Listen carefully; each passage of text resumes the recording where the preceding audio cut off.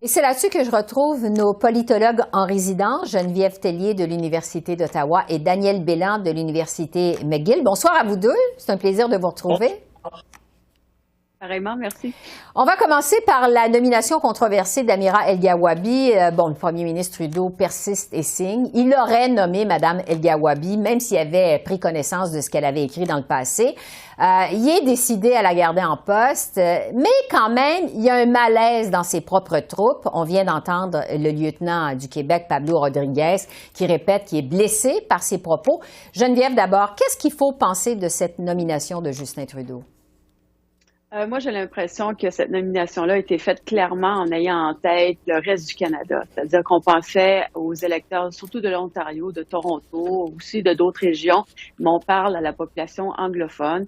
Et je pense pas qu'on ait eu à l'esprit de vouloir plaire au Québec. Alors, pour M. Trudeau, je pense qu'il y a vraiment une stratégie qui est derrière ça. Et c'est ce qui explique pourquoi il recule pas en ce moment. Il dit oui, je la garde, c'est exactement la personne que je voulais. Parler d'islamophobie et d'avoir cette vision fédérale et anglo-saxonne ou canadienne-anglaise. Et pour ce qui est des préoccupations du Québec, j'ai l'impression que les libéraux ont peut-être un peu lancé la serviette sur ce débat-là, puis rajouter là-dedans la loi 21, la loi 96, la clause dérogatoire. Ça commence à en faire beaucoup. Ouais. J'ai l'impression que justement les préoccupations sont maintenant ailleurs, sont pas celles du Québec. Parce que Daniel, Pierre Poilievre, on le sait, s'est empressé de demander la démission de Mme El-Gawabi. Le gouvernement du Québec l'a fait aussi hier. Est-ce que c'est une affaire, justement, qui pourrait avoir un impact sur la popularité de Justin Trudeau au Québec? C'est parce que ça s'ajoute à d'autres controverses, par exemple, concernant la nomination de la gouverneure générale, concernant le fait qu'elle ne parle pas français, ou à l'époque, en tout cas, lorsqu'elle a été nommée. Donc, c'est que ça s'ajoute à d'autres dossiers. Et donc, je pense que c'est de bonne guerre de l'opposition, pour l'opposition, en tout cas le Bloc et les conservateurs, de critiquer le gouvernement là-dessus. Mais le NPD est dans une situation beaucoup plus délicate. Et le NPD, évidemment, en général, va soutenir ce genre de nomination. Ouais. Donc oui, je pense qu'il y a deux publics. Là, il y a le public québécois francophone et il y a le public dans les autres provinces, public anglophone. Et je pense que ça, c'est les deux solitudes, encore une fois, qui sont présentes, mais de façon, je dirais, nouvelle au sujet de l'islamophobie, qui est quand même assez récente là, sur notre agenda politique. Parlons maintenant de l'affaire McKenzie. On a appris que le gouvernement fédéral a accordé des contrats de plus de 100 millions de dollars à la firme McKenzie. Ottawa a même signé un contrat ouvert jusqu'en 2100 avec McKenzie pour des services informatiques. Donc, c'est un contrat d'une durée de plusieurs décennies. C'est une information qui a refait surface au premier jour de l'enquête sur ces contrats en comité parlementaire à Ottawa. Geneviève, d'abord, est-ce que cette façon de faire appel à des consultants externes, ça vient, vous pensez, fragiliser la fonction publique canadienne? Ah oui, ça fait des années, les experts qui regardent la fonction publique, justement, on le savait, on voyait ça se produire et on déplorait l'expertise qui disparaît. Alors, on fait affaire à des consultants externes, puis il y a une rotation chez ces consultants-là. Et donc, la fonction publique elle-même se sent un peu vidée de toute son expertise. Alors, c'est préoccupant de la façon de faire. En plus de ça, il y a la préoccupation des liens qu'il pourrait y avoir entre le gouvernement en place et les firmes de consultants. Alors, ça serait que chaque nouveau gouvernement aurait sa propre firme, parce que c'est quelque chose qui se produit finalement. Et ça aussi, c'est préoccupant. Est-ce qu'on veut avantager certaines compagnies avec qui on a des liens personnels?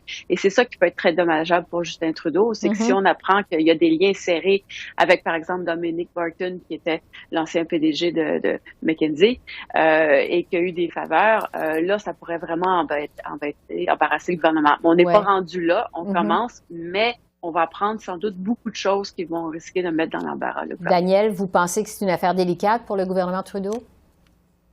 Oui, c'est une affaire délicate. Je pense qu'on met l'accent sur McKenzie en partie parce que, les libéraux ont augmenté de façon dramatique l'utilisation de cette compagnie-là, mais il ne faut pas l'oublier.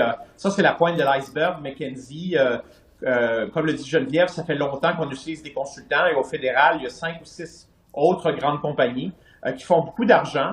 De l'argent des contribuables qui est utilisé à des fins justement pour embaucher des consultants. Et je pense qu'il faudrait regarder cette situation-là en général et pas seulement mettre l'accent sur McKenzie. Mais évidemment, l'opposition veut marquer des points contre le gouvernement. On essaie on s'intéresse à McKinsey parce que c'est une compagnie qui a une réputation quand même controversée à l'étranger. On a vu des scandales ou des affaires, en tout cas en France, en Afrique du Sud, aux États-Unis.